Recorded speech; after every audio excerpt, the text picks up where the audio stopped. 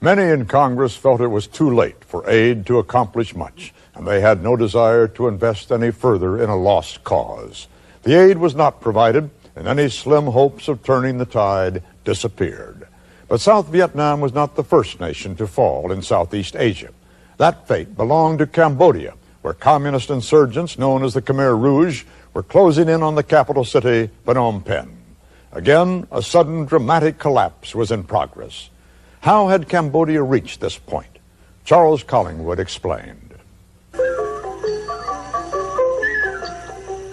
For years, while the war in Vietnam mounted in intensity next door, Cambodia seemed to lead a charmed life. Its capital city of Phnom Penh was gracious and uncluttered, unmarked by war. Cambodia's primitive agriculture ensured that no one was really hungry. The ancient rituals were undisturbed. That this was so was largely due to the machinations of Cambodia's colorful and exotic ruler, Prince Sihanouk. He was able to maintain an equilibrium between the rival attentions of the North and South Vietnamese, Americans, Russians, and Chinese, and dissidents within his own kingdom. Sihanouk had to give a little here and there, a border sanctuary to the North Vietnamese, a blind eye turned toward American bombings thereof, but for a long time he kept Cambodia unscathed. It was too good to last.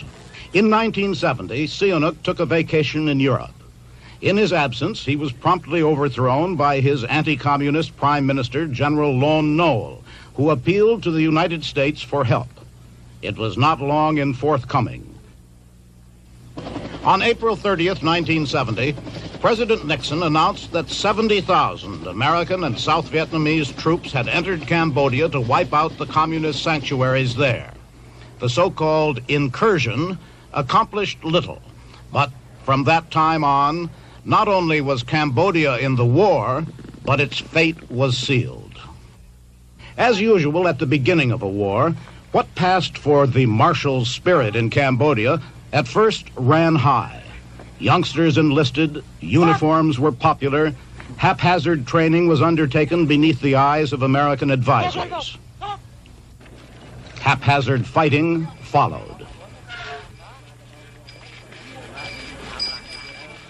The anti-government factions quickly raised their own forces, trained and indoctrinated by the North Vietnamese.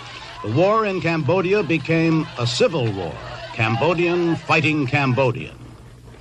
Every year the war dragged on, Cambodia became more like its neighbor. Its villages in ruins, its people turned into refugees, dependent on others for food and for medical care. Its cities terrorized by rockets from nowhere.